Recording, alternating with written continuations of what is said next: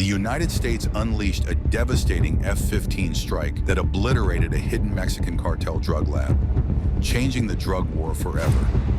Deep in the Mexican jungle, a billion-dollar cartel lab secretly churned out deadly fentanyl, killing Americans daily. The U.S. responded with overwhelming force, sending a clear message with a precision F-15 strike.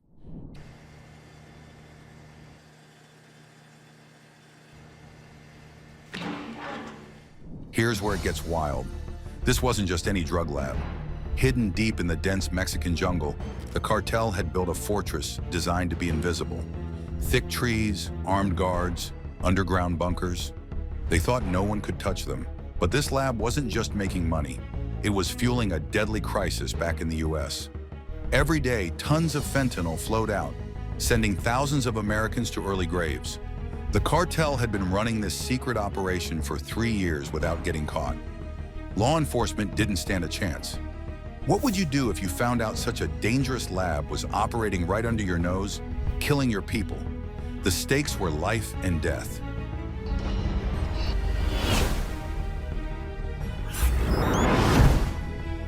Now the Pentagon had a big decision. Should they send in the F-22 stealth fighter, silent, invisible, and precise?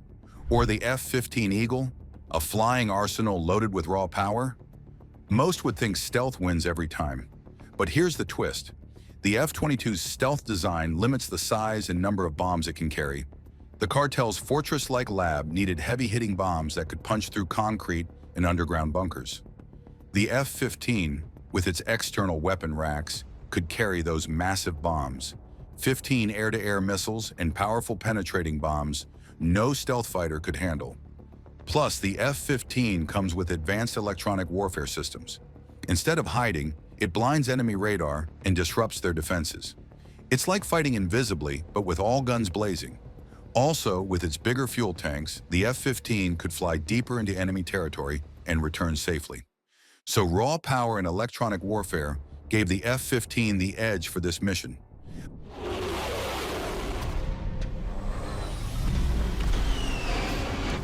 But even the best fighter is useless without a target. So how did they find this high, 70,000? This part blew my mind. A U-2 Dragon Lady spy plane flew high above the clouds, 70,000 feet up, snapping pictures and capturing every radio signal without crossing into Mexican airspace. It was like a silent guardian in the sky. Satellites joined in, scanning the jungle repeatedly for heat signatures. The lab's chemical equipment ran hot, leaving a thermal glow that stood out against the forest. Ground teams disguised as hikers planted sensors and intercepted chemical odors on the breeze. Every move the cartel made was tracked. Supply deliveries, guard shifts, even encrypted phone calls. The NSA cracked their codes, revealing production schedules and shipment plans. After 6 months, U.S. intelligence had a complete blueprint of the operation. Imagine waiting years to get this kind of intel and then having to act fast before the lab cooks another deadly batch. The pressure was intense. But wait, it's about to get way more complex. This wasn't just a military strike. It needed serious legal and diplomatic groundwork. President Trump made a historic move by labeling Mexican cartels as foreign terrorist organizations. That's huge because it meant the U.S. could treat cartels like ISIS or Al-Qaeda. Suddenly, American military power could be used fully against these criminal networks. This legal designation unlocked military options, but also sparked a diplomatic headache. The cartel lab was on Mexican soil, and any strike without Mexico's approval would violate international law and Mexican sovereignty. That's a big deal. Traditional diplomacy could take months, but fentanyl was killing Americans every day. So the U.S. took a hardline approach. They warned Mexico with an economic ultimatum: crush the cartels or face devastating tariffs on billions of dollars in trade. Mexico's president, Claudia Sheinbaum, publicly slammed any American military action as a violation of sovereignty, referencing painful historical events where the U.S. occupied Mexican territory. But behind the scenes, Mexico's intelligence quietly ramped up cooperation with the CIA. It was a delicate dance, publicly rejecting U.S. intervention while quietly allowing intelligence sharing. The stakes were high. The U.S. needed Mexico's help, but also had to show it meant business. Mexican President Claudia Sheinbaum says she is opposed to the U.S. military conducting operations in her country targeting drug cartels. This part blew my mind. Publicly, Mexico said no to U.S. military intervention. President Sheinbaum stood firm at the podium, warning against any violation of Mexican soil, invoking memories of past occupations that still sting. But things weren't as black and white behind closed doors. Mexican intelligence quietly expanded cooperation with U.S. agencies, sharing vital information that helped target the cartel lab. It was a classic case of public posturing versus private action. Then came a diplomatic power play. Mexico rounded up 29 imprisoned cartel leaders, yes, 29 at once, and extradited them to the U.S. cities for trial. That was unprecedented. Normally, Mexico extradites suspects one by one after long legal battles. This mass extradition was a desperate but clear signal that Mexico wanted to avoid economic sanctions. Former DEA officials called it historic, a huge shift in Mexican willingness to act decisively against cartels.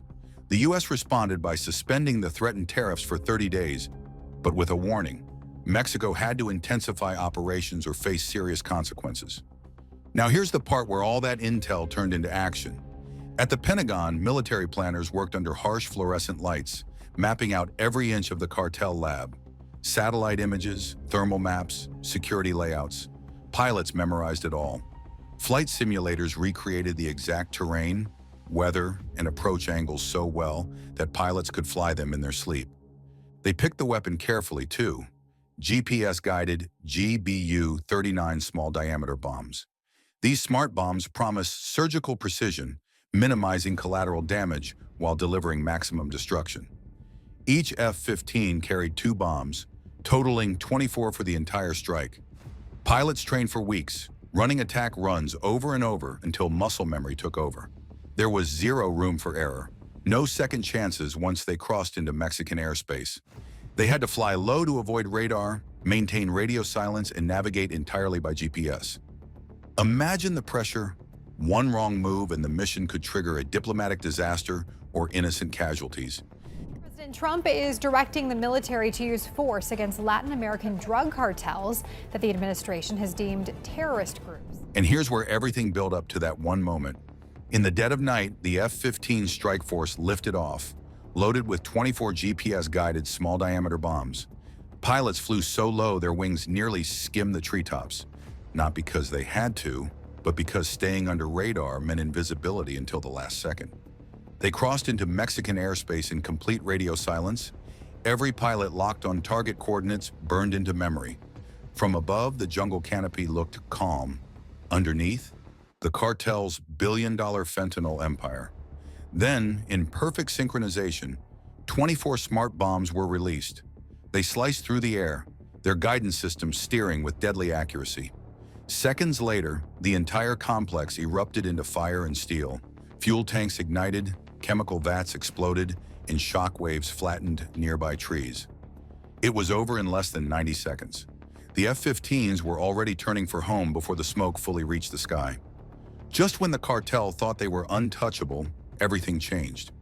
Intercepted cartel communications revealed chaos. Commanders screaming, operatives fleeing. The lab wasn't just damaged, it was erased. Years of infrastructure and millions in product were gone overnight. In the following days, cartel operations went dark. Other labs scattered to more remote hideouts, abandoning equipment and stockpiles. Some even suspected a mole in their ranks. Mexican radar finally detected the strike, but too late. By the time their systems lit up, the F-15s were already heading back toward U.S. airspace. That delay only added to the mystery and fear surrounding the operation. The message was clear: if the U.S. could hit this deep, nowhere was safe.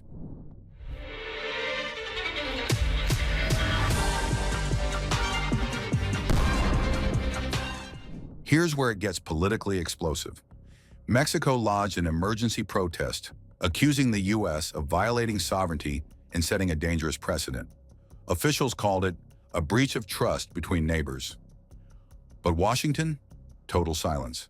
The Pentagon neither confirmed nor denied involvement, offering no comment beyond, "Take threats to American lives seriously." That ambiguity was deliberate. It kept the cartels guessing about U.S. capabilities and future moves. The psychological impact was massive. Cartel leaders began shifting tactics, avoiding large centralized labs, cutting shipments into smaller loads, and investing heavily in counter-surveillance. The strike didn't just destroy a facility, it reshaped the battlefield. And for the U.S., that was the real victory, showing that overwhelming force could be delivered with precision, speed, and zero warning. The F-15 strike marked a new chapter in America's fight against cartel terror. It showed that geography no longer guarantees safety for criminal empires. This decisive action sent a powerful message. The U.S. is ready to use overwhelming force to protect its citizens. Thanks for watching.